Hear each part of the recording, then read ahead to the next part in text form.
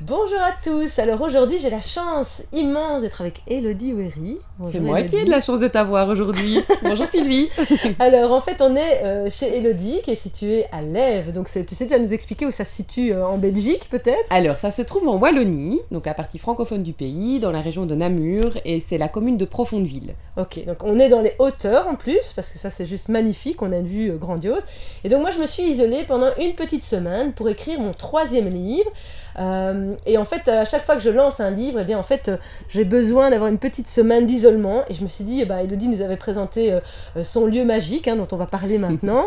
Et je me suis dit, mais c'est là où je dois aller m'isoler pour mon 3e livre. Et donc aujourd'hui, je suis pendant une semaine chez Élodie dans sa roulotte. Mais maintenant, on est aussi dans un autre endroit qui s'appelle... Ça s'appelle le Wigwam.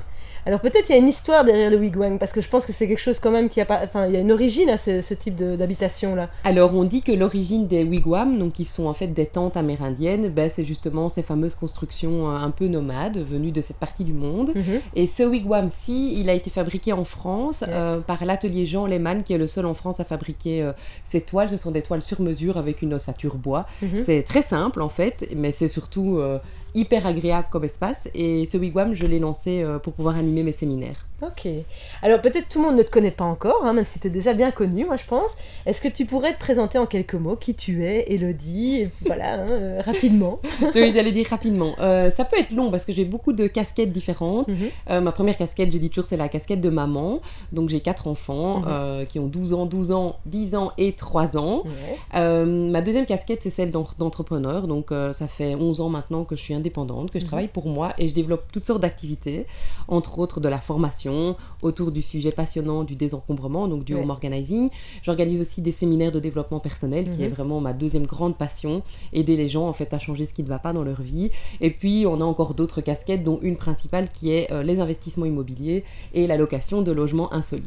Et alors tu as lancé aussi un cercle de femmes qui s'appelle les Valkyries, c'est ça? Oui, le cercle des Valkyries. Et alors ce qui est génial, c'est qu'elle utilise tout l'espace qu'il y a ici évidemment pour faire cet accompagnement. Donc on est vraiment immergé en pleine nature et on découvre ce lieu sous un angle un peu unique, je trouve. Alors en fait moi, nous on se connaît maintenant depuis ça fait quelques années. Ouais, je me disais, ça fait bien 4-5 ans qu'on se connaît.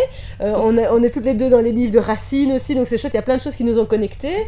Mais voilà, j'aimerais bien que tu expliques aux gens un petit peu d'où t'es venue l'idée en fait d'avoir à un moment donné une roulotte, d'avoir un wing-wang, enfin voilà, comment c'est né tout ça de votre histoire, parce qu'il y a aussi Thibaut dans l'histoire, ton mari, qui participe à tout ça, et donc voilà, peut-être si tu peux un peu éclairer sur ce point-là. Alors, je pense que la première grande réflexion vient plutôt de notre passion pour l'habitat de manière générale. On dit toujours qu'on a tous les deux une brique dans le ventre. Thibaut, il est ingénieur en construction, il est entrepreneur, donc il achète et il rénove des bâtiments, soit pour des particuliers ou soit pour nous, et donc on a toujours été particulièrement attentif à tout ce qui existe sur le marché en termes de logement et d'habitat. On s'est rendu compte assez vite que nos logements classiques, des appartements ou des espaces de travail se louaient très bien, mais qu'il y avait quand même toute une autre partie de l'habitat dont on parlait peu, qui sont les habitats légers ou les habitats insolites, qui ont en fait beaucoup moins qui créent beaucoup moins de pollution et de difficultés au niveau des sols, entre autres. Et puis ce qui est génial, c'est que la plupart de ces logements sont mobiles, donc ça nous a tout de suite beaucoup plu, en se disant on a tellement de projets différents que si on veut déplacer ces logements, on peut le faire, c'est faisable. Pour donner une idée, un wigwam comme ici, ça s'est monté en une demi-journée, donc ça se démonte en une demi-journée, ça se remonte en une demi-journée, donc avec le sol inclus? Avec le sol, oui, avec le plancher. Donc voilà, c'est pas très compliqué et ça permet plus d'imagination pour la suite. Et puis alors évidemment, la deuxième grande réflexion, c'est est-ce qu'à long terme, on a vraiment envie, nous, de continuer à vivre dans ce qu'on appelle un habitat classique. Donc nous, on vit dans une ancienne ferme qui a été entièrement rénovée, qui est extraordinaire, c'est une maison qu'on adore, mais c'est un peu un paquebot. On le dit souvent en rigolant, mais c'est dur à chauffer, c'est très difficile à isoler. On a un chauffage au gaz, un chauffage au mazout, on a encore un poêle à pellets qui vient chauffer certaines pièces. On a fait beaucoup de travaux de rénovation et d'isolation, mais ça reste quand même des habitats qui sont très énergivores, donc qui nous coûtent cher, et puis qui surtout nous demandent beaucoup de faire appel à d'autres matières. On aimerait bien pouvoir se priver de tout ça. en tout cas s'en alléger. Et donc, de là est partie l'idée des habitats légers. Le plus accessible et le plus simple, c'était la roulotte. Tout simplement parce que c'était quelque chose qu'on pouvait déplacer, amener assez facilement. Et puis, il se fait qu'on avait vraiment fondu, craqué sur cette roulotte. Donc, on s'est dit, on se lance là-dessus. Voyant que ça fonctionnait bien, on s'est dit, on va aménager un wigwam qui est plus un espace de travail parce que la roulotte, c'est tout petit. Donc, se réunir en groupe, c'était pas possible. Et on a déposé un projet il y a quelques mois avec un permis d'urbanisme parce que là, c'est vraiment un habitat en dur. Donc, il faut un permis sur un terrain qu'on a ici tout près qui s'appelle la Cotwood. On apprend tout un vocabulaire dans les habitats légers. Et donc, t'écris ça comment, la Cotwood? C'est O-T-W-O-O-D. Cotwood, c'est une entreprise belge qui s'appelle Homeception qui réalise ce type d'habitat, qui sont en fait des habitats légers en bois, totalement en bois, y compris le toit en tuiles de cèdre. Donc c'est beaucoup plus volumineux, donc c'est plus ou moins 9 mètres de diamètre avec une mezzanine. Là, c'est vraiment une maison à part entière.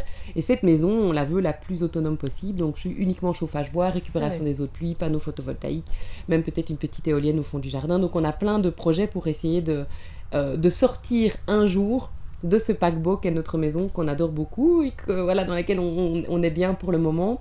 Mais on se rend compte que les enfants vont grandir aussi un jour, nos 4 enfants. Les 3 grands sont très proches en âge, donc à mon avis, ils vont partir tous les 3 en même temps. Ça va faire un gros vide. On va se retrouver avec la petite dernière Salomé. Donc on s'est dit, à ce moment-là, on veut être prêt. Et avoir un autre logement pour quitter la maison et partir vers autre chose. Et donc voilà, c'est tous ces projets à long terme qui nous ont donné envie de nous renseigner petit à petit. Et puis la dernière acquisition, ça sera certainement une caravane, parce que là l'idée c'est vraiment de pouvoir voyager autrement avec notre propre habitat aussi, en Europe principalement, sans utiliser des avions, etc. Et donc pour ça, il nous faut une méga caravane. Parce que si, et donc c'est vrai que ça, tu mets le doigt sur le fait que vous aussi, vous êtes une famille un peu nomade, qui aimait bien bouger, etc. Enfin, comme tu dis, tu sais jamais où tu te situeras, et donc tout est pensé dans cette optique de pouvoir dire, on peut bouger, on peut se déplacer. Vous avez déjà fait plusieurs voyages comme ça, non On a commencé les voyages, en fait l'année où je suis tombée enceinte de Salomé, on s'est dit c'est le moment ou jamais de tenter un plus grand voyage avec les 3 grands pour commencer. Si ça marche bien, on le fera l'année suivante avec la petite. Ça s'est super bien passé. On a adoré en fait le fait qu'ils découvrent comme ça d'autres horizons. C'était la Guadeloupe. Faut savoir qu'on a un grand débat, Thibaut et moi. Moi, je suis très île, chaleur, plage, et Thibaut, il est montagne, centre de la terre et neige. Donc, on essaie d'alterner. Donc, on alterne bien qu'il y a des parties du monde, par exemple la Réunion, où on peut trouver des sommets quand même, et en même temps, voilà. Donc, on a depuis longtemps le projet de partir aussi au moins 1 an découvrir soit plusieurs coins du monde, soit vraiment s'arrêter à un endroit précis.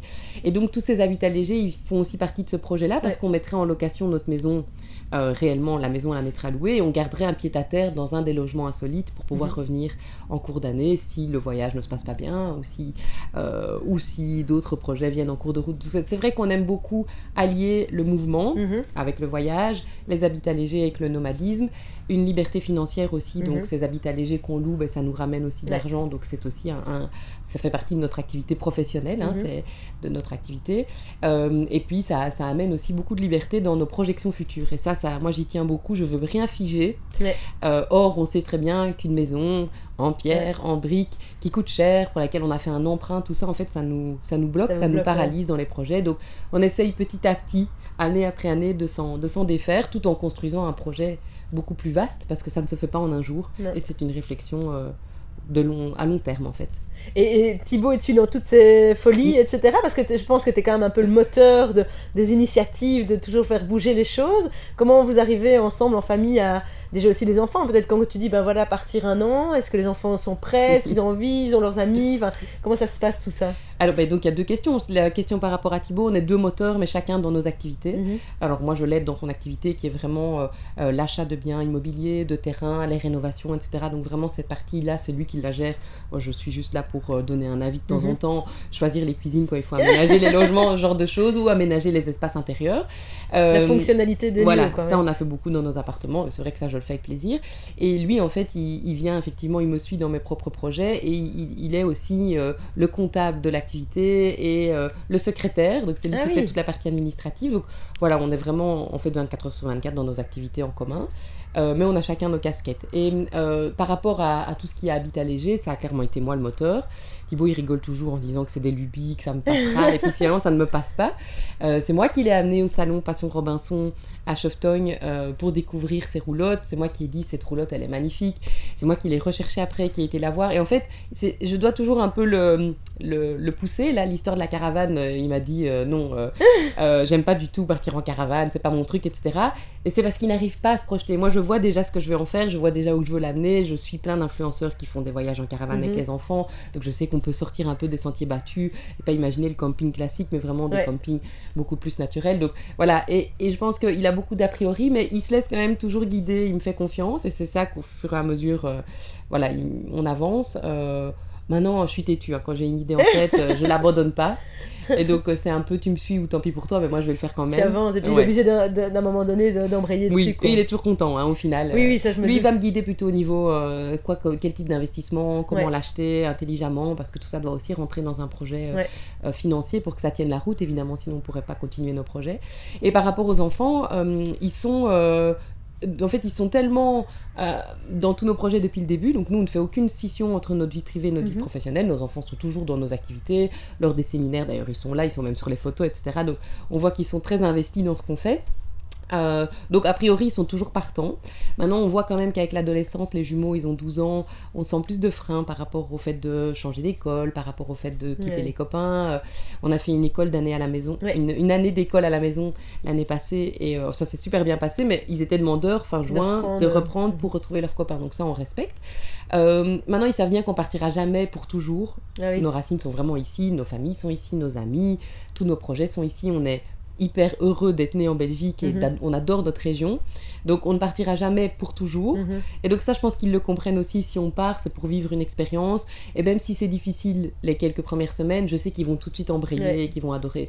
On a vu ça dans tous nos voyages, on est parti déjà plusieurs semaines, le plus long voyage qu'on ait fait c'est 6 semaines. Ils n'ont jamais demandé pour revenir en cours de route.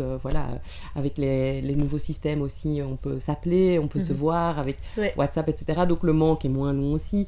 Et puis si on va ailleurs, c'est pour rencontrer d'autres personnes. Donc c'est pas comme si on les privait d'activités, en fait. C'est découvrir d'autres activités. Donc voilà, on sent qu'il y a plus de réticence en grandissant, mais on sait que si on leur explique les choses, ils nous suivront. Donc c'est pas vraiment une crainte qu'on a. Et justement, cette fameuse roulotte, raconte-nous un peu cette histoire de... Voilà, il y a eu un jour un coup de foudre avec cette roulotte, explique-nous ça. Vraiment. Donc on se trouve au salon Passion Robinson, qui a lieu une fois par an à Cheftogne, au mois de septembre-octobre, qui est un salon, en fait, c'est un salon assez ouvert, donc c'est dans un domaine, le domaine provincial, donc en pleine forêt, les gens viennent poser leurs habitats légers, viennent présenter leurs créations. Donc il y a des cabanes, il y a des roulottes, ah oui, des cabanes dans les bois. Il y avait aussi des wingman comme ça et tout ça. Oui, il y en avait. Il y a aussi les dômes géodésiques. Géodésiques que tu connais, des yourtes. Il y a aussi toutes sortes d'associations qui viennent défendre les habitats légers. Donc c'est vraiment un chouette endroit, plein d'activités pour les enfants. Et donc on y va juste pour se promener. J'étais justement enceinte de Salomé, je m'en souviens, parce que ça montait, ça descendait et que j'avais du mal. Et à un moment donné, vraiment dans les dernières, on tombe sur une petite plaine où il y a quelques roulottes. Et déjà de loin, je me dis, elle est sympa celle-là, tout le modèle a l'air pas mal. Et on rentre dedans et je nous vois encore, c'est parfait, c'est super beau, c'est mignon. Les enfants qui sautent sur les lits, enfin bref, on leur dit attention, mais on voit qu'ils adorent l'endroit. Et puis on rencontre en fait le fabricant de la roulotte. Donc c'est une roulotte pas ancienne, c'est une nouvelle qui a été construite. En fait, c'est une entreprise belge qui construit plein de choses en bois. C'est une menuiserie en fait, et donc ils se sont lancés un peu le pari fou d'imaginer une roulotte. C'était la première qui fabriquait. Et donc ils venaient un peu vendre cette nouvelle activité. Et ils font aussi des tiny house ou... Alors oui, ils ont fait plusieurs réalisations. En fait, ils font plein de choses. C'est vraiment un atelier qui travaille un peu sur mesure en fonction des demandes. Dans la brochure explicative, j'ai remis toutes les coordonnées. Ça vaut la peine d'aller voir. Et donc voilà, on est en fait un peu tombé amoureux du fabricant, qui était un monsieur d'une 60-65 ans, qui nous a parlé de ses petits-enfants, qui a trouvé que notre famille était toute jolie. Je sais pas, il y a quelque chose qui s'est passé entre nous à ce moment-là. On s'est dit, ce sont des vraies personnes derrière qui ont fabriqué ça. C'est une entreprise familiale, donc il l'a fait avec son fils. Et bref, on était avec des étoiles dans les yeux, mais budget trop cher, à ce moment-là on n'avait pas trouvé de solution. C'est quand même aujourd'hui ça vaut 45-50 000 euros une roulotte comme ça. Nous on l'a acheté 35 000 euros, donc à l'époque il y a quelques années c'était beaucoup moins cher. Parce que ça a augmenté entre temps. Ça a vachement augmenté, c'est impressionnant les prix, franchement c'est impressionnant. Je pense que simplement c'est un marché qui s'est ouvert Oui, et oui, donc les tout à prix fait. ont flambé. Et donc voilà, nous déjà à ce moment-là c'était un peu cher, on devait trouver des solutions. Et puis on a laissé tomber le projet, Salomé est née, donc j'ai eu d'autres chats à fouetter. Ouais. Et puis quelques mois plus tard, je me suis dit mais quand même ce projet de roulotte ça me plairait bien, on a un grand terrain, Ouais. parce qu'on a racheté des terrains à notre voisin en fait au fur et à mesure Ouais. des années, donc on avait de plus en plus d'espace, on se voyait pas mettre la roulotte à côté de la maison pour notre intimité et puis on trouvait pas ça beau non plus, donc on voulait la cacher. Et puis ce terrain était à notre disposition et là je me suis dit je vais refaire une recherche une fois sur internet. Et la première roulotte sur laquelle je tombe c'est celle-là. Et en fait il venait de la mettre sur deuxième Ah, main. c'est dingue. Ouais, donc il avait décidé après l'avoir fait tourner dans différents salons, en fait de la vendre pour récupérer un peu d'argent pour en fabriquer une autre. Ils avaient une autre idée d'ailleurs, ils en ont fabriqué d'autres dans le même genre mais plus grandes, etc. après. Et je me suis dit, ça, c'est quand même incroyable, c'est la deuxième fois que je tombe dessus. On va aller voir sur place. C'était loin en plus, donc nous voilà avec nos 4 enfants, Salomé dans le Maxi-Cosi toute petite, en plein hiver, en plus il pleuvait, enfin c'était catastrophique, il faisait tout noir. Et on arrive sur ce terrain désert tout boueux et la roulotte est en plein milieu. Et on retrouve donc le fabricant tout de suite, oh, vous avez accouché, qu'elle est mignonne, elle a l'âge de ma petite fille. Donc, de nouveau, le feeling se passe super bien. Et puis voilà, en gros, il dit, moi je voudrais vous la vendre à vous et nous, on voudrait vous l'acheter. Donc on s'est dit, ok, on a tout de suite dit c'est parti. Et en fait ça a été mon investissement en fonds propres, donc c'est le premier vraiment habitat que j'ai acheté avec mon activité professionnelle. Ah, excellent. Voilà, donc j'étais toute fière. J'avais mis de l'argent de côté pendant des années, j'avais gagné ma vie pour ça, et donc on l'a acheté. Quelques semaines après, elle arrivait. Et donc là, on s'est mis à la louer un peu, on s'est demandé un peu ce qu'on allait faire. Et puis est arrivé le Covid, et donc notre location est tombée un peu à l'eau, mais c'est pas grave parce qu'en fait, cette roulotte a servi de bureau pour moi pendant toute la période du confinement et du télétravail. Il y a une mouche qui nous ennuie. Ouais, c'est pas grave, hein, elle fait partie de la vie. Et donc voilà, c'est génial. Nous, on l'utilise pour nous, on y va souvent pour dormir ou pour travailler. Ou, on a déjà pris notre douche l'été, on joue dehors et donc on utilise l'espace là, on fait nos crêpes. Enfin, on peut vraiment utiliser cette roulotte pour nous. On la loue aussi maintenant plus qu'à des gens qu'on connaît ou vraiment avec des projets plus particuliers. On l'a plus du tout mis sur les plateformes de location parce qu'on n'a pas envie d'avoir n'importe qui en fait qui vient dans cette roulotte. Pour nous elle a un sens beaucoup plus important que ça, et donc entre autres maintenant à des personnes qui doivent se poser pour écrire ou qui doivent se poser pour simplement s'octroyer un temps de répit. Quelqu'un de burn-out, j'ai entendu parler, ou alors dernièrement tu as eu un bel événement aussi. Oui, donc il se fait que je commence en fait pour l'instant des formations pour accompagner des naissances, et donc je me suis dit pourquoi ne pas allier la location de logements insolites avec cette passion pour la maternité. Et donc j'ai proposé en fait à des couples, dont un qui est venu la semaine passée, de venir se poser avant la naissance et puis de faire naître leur enfant, pas dans la roulotte, bien que moi je ne suis pas contre l'idée puisque ça pourrait se faire dans le wing-one peut-être. Oui, alors c'est toute une histoire d'assurance, histoire, donc ça on ne sait pas encore comment on pourrait le faire. Moi j'ai accouché de Salomé à la maison, donc je suis tout à fait 100% pour les accouchements physiologiques, naturels, respectés à la maison, etc. Maintenant on sait que chaque projet de naissance est différent, on sait qu'il y a des risques qu'on ne peut pas prendre non plus, donc chaque couple choisit ce qu'il a envie pour sa naissance, son bébé. En tout cas nous on est prêts à accueillir ce genre de personnes, et donc il y a la maison de naissance de Namur qui se trouve à 20 minutes d'ici, puis nous on est entouré d'hôpitaux et de maternités, donc on est hyper bien situé en fait pour pouvoir accueillir des couples avant. Bon, ils vivent leur projet d'accouchement à l'extérieur, donc avec des sages-femmes ou dans une maison de naissance ou dans un hôpital, et puis ils peuvent revenir. Et donc là ils sont restés 1 mois, 2 semaines enceintes, donc avec un grand besoin de repos, et ça leur a fait beaucoup de bien. Puis ils sont partis quelques jours pour donner naissance à leur bébé, puis ils sont revenus encore plus d'1 semaine pour faire une transition entre la naissance et le retour à la maison, et puis pour pouvoir s'isoler aussi des fois de l'entourage qui peut être envahissant, du bruit qu'il y a à la maison, etc. Donc c'est génial, je trouve ça génial, et donc nous on les chouchoute en fait. C'est tout ce qu'on fait, on leur loue l'espace, et puis moi j'ai fait des lessives, des repas, on va voir si tout va bien. Un soir j'ai passé la soirée près de la maman parce que le papa partait pour pas qu'elle soit toute seule. Voilà, c'est tout en toute simplicité, mais ça c'est vraiment le genre de projet qu'on aime voir se réaliser dans nos logements insolites et pas une location touristique classique. Non, tout à fait.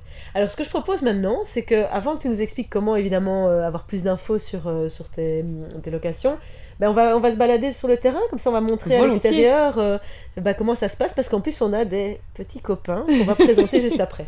Alors Elodie, voilà, derrière toi, en fait, il y a Comment dire une zone fermée. Qu'est-ce qu'il y a dans cette zone? Alors, on a créé, en fait, on a comme objectif de créer à long terme vraiment un système de micro-ferme, donc d'avoir plusieurs animaux qui auront chacun leur utilité. Pour le moment, on travaille avec des chèvres, c'est déjà bien. On a 4 chèvres, 3 boucs et une chèvre, mais ce sont des chèvres naines. Et en fait, leur job, c'est d'entretenir le terrain. Ici, elles le font très très bien au niveau des haies, ça nous permet d'éviter vraiment des tontes de haies, surtout sur le bas. Elles travaillent aussi bien au niveau des pelouses, mais nous, on a décidé de laisser un maximum le champ vraiment au naturel, donc on ne coupe en fait qu'une petite partie du champ, juste des passages avec la tondeuse pour pouvoir accéder à l'espace pendant l'été quand ça monte très haut, mais le reste, comment dire, les herbes se couchent toutes seules, ça permet beaucoup plus de biodiversité. On a vu beaucoup de papillons par exemple qu'on voyait plus, donc ça fonctionne très bien. Là on est en automne, donc évidemment la végétation a quelque peu disparu, mais l'objectif c'est d'installer des ruches, donc ça fait longtemps qu'on y pense aussi. On cherche des partenariats avec des gens qui pourraient venir installer des ruches, ça pourrait être sympa. Les chèvres, alors moi j'ai plein d'idées, des ânes, pourquoi pas, des moutons, on pourrait même prélever la laine de moutons. Alors on ne sait pas encore très bien, on a eu beaucoup de poules malheureusement ici, il y a beaucoup trop d'animaux, on est loin en fait des habitations, il fait très calme et donc on a des renards, on a des fouines, on a plein de musaraignes et donc les poules malheureusement elles ne survivent pas très longtemps malgré tout ce qu'on a essayé. Donc voilà, on cherche encore des solutions pour les poules. Ce qui est pratique avec les poules c'est que ça mange les restes et puis surtout ça fait des œufs. Donc voilà, on n'abandonne pas le projet mais pour le moment on n'a plus de poules, donc on a juste nos chèvres qui font aussi évidemment le plaisir de nos enfants. Alors, on va peut-être tourner maintenant vers le Wingwang. On va peut-être aller maintenant vers la roulotte et en même temps, on va aller voir les copains plutôt. Parce que ok, allez, on va voir les copains. Mâles, essentiellement. Ouais, ils sont des mâles. Et je profite de faire un petit tour du terrain en même temps qu'on avance. Pour montrer vraiment. Ah, et alors là c'est quoi ça? Alors oui, on a d'abord c'est l'endroit où de temps en temps on brûle des déchets verts secs, mais c'est surtout un espace pour mon séminaire. En fait, que j'organise régulièrement des animations autour du feu. Donc voilà, vu que ce sont des cercles de femmes et que je fais intervenir toutes sortes de personnes, on fait une série d'exercices là. C'est très sympa, ça permet d'être dehors. Puis nous, on l'utilise aussi régulièrement pour faire des feux de camp avec les enfants, des marshmallows, ce genre de choses. Voilà, et puis ça crée un petit mandala en fait au centre du terrain, puisque on tond, là ça se voit moins parce qu'on est au printemps, en automne, mais on tond en mandala tout autour. Ok. Donc alors, on va voilà. aller voir la fameuse roulotte dans laquelle je suis actuellement. Oui. Et on voit déjà un copain qui est là, qui nous regarde avec étonnement. C'est Twisty. Twisty. Donc ce sont des boucs qu'on a été chercher dans une exploitation agricole ici dans le village. Donc on tient aussi à ça. On achète en Belgique et si possible le plus près possible de chez nous. Et donc c'est la ferme Noël qui est une grosse ferme ici qui élève des chèvres naines, mais qui, comme vous pouvez le voir, ne sont pas si naines que ça parce que nos boucs sont très heureux, ils mangent beaucoup. Ah, ils sont costauds, hein. Oui, ils sont costauds, ils sont bien. Alors ils sont craintifs, hein. C'est des animaux qui sont plutôt craintifs. Ça c'est Picsou. Et le noir, c'est Pépito. Et alors, on a la petite, la jeune. Où est-ce qu'elle est? Ah, elle est partie peut-être. Elle est beaucoup plus timide, elle est en dessous. On la voit pas, elle se cache un petit peu là. Ah non, ça c'est le chien. Ça c'est Elga. Ouais. Ah mais regarde, elle est là, derrière. Ah, voilà, et ça c'est Rosie. Dans l'entrée de la roulotte. Ah oui, alors ces petites bêtes là, c'est hyper curieux, c'est hyper drôle, c'est hyper jouette. Attends, je fais le tour. Ah, okay. C'est des petites bêtes très rigolotes en fait. Donc voilà, nous on les laisse libres de circuler où ils veulent pendant la journée, on les rentre juste le soir. Et donc derrière on voit effectivement la roulotte, la fameuse roulotte. Et donc qu'est-ce qu'il y a dans la roulotte? Tu peux nous dire? Ah bah c'est une vraie maison, hein. Donc d'abord c'est une maison c'est une roulotte complètement isolée comme une maison, donc il y fait très bon. On a juste un petit chauffage d'appoint électrique pour chauffer pendant l'hiver, mais qui fonctionne bien avec le thermostat. On a une douche, une grande douche, avec même un système de pluie là au-dessus, c'est sympa. On rigole parce que chez nous on n'a pas beaucoup de pression d'eau, donc quand on veut se laver avec beaucoup de pression, on vient dans la roulotte, c'est un comble. Il y a un espace cuisine, donc avec des tacs, avec une hotte, avec ce qu'il faut pour cuisiner, vraiment la base. Donc nous, on a décidé de ne pas mettre de micro-ondes parce qu'on est contre les micro-ondes. Donc voilà, on peut réchauffer ce qu'on veut, mais dans un système de poêle et de tac. Et puis, on a un petit coin salon avec un fauteuil-lit qui permet de loger des enfants, par exemple. Et puis, on a bien sûr la chambre qui est un peu à part, qui a un grand matelas et un petit système pour pouvoir ranger ses affaires. Et une toilette sèche, donc évidemment, puisque la roulotte n'est pas raccordée au niveau des égouts. C'était pour nous évident qu'une toilette sèche était la solution. Et donc ça nous permet de faire un compost de toilette sèche dans le fond du jardin qui fonctionne très bien, qui se désagrège tout seul. Donc ça, c'est vraiment top. Alors maintenant, pour terminer, je me remets avec toi sur la vidéo si j'y arrive. Bon, je ne sais pas comment on fait. Bon, c'est pas grave, on va faire comme ça. Voilà, on est débutant jusqu'au bout. Mais donc voilà, tu peux expliquer comment ça se passe si on est intéressé à justement louer la roulotte, etc. C'est très simple, il suffit de m'envoyer un petit mail. En fait, en m'envoyant le mail, moi ce que je fais, c'est que je transmets la brochure explicative. Donc j'ai la chance de travailler avec une nana géniale qui s'appelle Aurélie et qui me crée plein de visuels très chouettes pour expliquer tout ce que je fais en images. Et donc elle m'a fait toute une brochure avec des photos de l'intérieur de la roulotte, de l'intérieur du wigwam, du terrain, de tout ce qu'on peut faire aussi dans les alentours parce qu'on vit dans une région où il y a beaucoup de balades magnifiques à faire. On est en fait à la limite des Ardennes ici entre Namur et Dinan, donc plein de belles balades à faire en extérieur. On loue même nos vélos électriques si on veut aller faire un tour. On a les magasins à la ferme qui sont juste à côté, un magasin en vrac accessible en vélo aussi, donc c'est vraiment chouette. Et donc tout ça est expliqué dans la brochure. Et puis il y a les tarifs aussi. On essaie de ne pas louer à la nuit parce que c'est pas ça qu'on cherche. Donc soit 2 nuits, soit plus. De toute façon c'est minimum 2 nuits. On loue par semaine et c'est plus intéressant par semaine au niveau du tarif. Et puis alors on loue aussi au mois. Donc toutes les personnes qui ont envie par exemple de venir en transition, qui font des travaux et qui doivent rester 2 mois à l'extérieur de leur maison par exemple. Ça, c'est le genre de projet qu'on aime et donc là, les gens s'installent pendant plusieurs semaines. Nous, on aime beaucoup ça parce que ça permet de rencontrer vraiment les gens et d'avoir un vrai partage. Avoir juste des gens qui viennent une nuit ou deux, c'est un peu moins notre truc. Mais bienvenue quand même et puis, faut pas hésiter à m'envoyer un petit message, à me demander. Il y a juste un truc, c'est qu'on évite les animaux parce que vu qu'il y a les chèvres, on a déjà une poule qui a disparu, qui s'est fait croquer par un chien, donc on essaye d'éviter. Puis nous, on a notre chien, Elga, notre border collie aussi, qui surveille ce petit monde. Donc on évite les animaux sur le terrain parce qu'on a déjà 4 enfants et 4 chèvres et un chien. Mais voilà, tout ça se discute. En fait, on part vraiment de la proposition. Il faut savoir qu'on loue aussi le wigwam pour des activités professionnelles. Donc, on est en contact pour l'instant, entre autres, avec une équipe de chez Decathlon qui veut un espace pour pouvoir faire des team building et des activités en extérieur et avoir un point de chute après les activités. Le wigwam s'y prête parfaitement. Et dans ce cas-là, on loue de toute façon toujours le wigwam et la roulotte en même temps, puisque la roulotte fait office de cuisine et de toilette pour le wigwam. Donc, c'est un espace qu'on privatise pour une journée si on veut ou pour plus. Tout ça est tout à fait possible. Des cours de yoga. On a une dame qui vient dimanche pour faire des ateliers, des bains de son. Voilà, plein de choses imaginables et possibles. Et dans ce cas-là, on discute évidemment en fonction du projet de chacun. Notre objectif n'est pas de nous enrichir, même s'il y a quand même une activité professionnelle derrière, mais surtout de rencontrer des gens et de créer de beaux moments, tout simplement. Et donc ton adresse pour pouvoir aller voir tout ça, c'est quoi? Alors c'est facile, c'est info au singulier, info @ et puis mon nom et mon prénom, ElodieWery en un mot.be. Info @ W-E-R-Y. Ouais. Et le site internet, c'est aussi... C'est mon nom et mon prénom, elodiewery.be. J'ai une chaîne YouTube aussi avec plein de contenus gratuits, ça vaut la peine parce que c'est vrai qu'on offre beaucoup de contenu par ce biais-là, où on voit en fait plein de vidéos du lieu, où je donne plein de trucs et astuces en matière de minimalisme, désencombrement, de changement de vie aussi, puisqu'on a fait pas mal de changements de vie ces derniers temps, donc on partage beaucoup autour de ça. Et puis j'ai une page Facebook aussi, avec pas mal d'actualités pour suivre un peu tout ça. Voilà, tous les réseaux sociaux sont là pour répondre aux questions, mais il faut me contacter en direct, je réponds toujours. J'ai de temps en temps des gens qui me disent vous ne devez pas répondre parce que vous êtes trop sollicité. Mais il faut savoir que je réponds toujours à tous les mails que je reçois, donc il ne faut pas hésiter. Il faut des fois attendre un peu, c'est tout. Alors attends, je vais me mettre comme ça, je ne sais pas du tout si je suis dessus. Merci. Écoute, en tout cas. Ça a l'air, non? Je pense que là, y a le fil, là on doit nous avoir toutes les deux. Merci beaucoup Elodie pour ce partage, moi que j'ai trouvé passionnant. Et puis n'hésitez évidemment pas à aller voir son site pour comprendre un petit peu mieux tout ce qu'elle fait, etc. Parce que c'est une multipassionnée. Elle a plein de choses à nous faire découvrir. Donc rendez-vous sur elodiewery.be ou envoyez-lui un message et comme ça vous découvrirez ce magnifique lieu que je profite maintenant pleinement d'abuser pendant cette petite semaine. Voilà, ciao. Salut à tous et merci Sylvie. Ciao.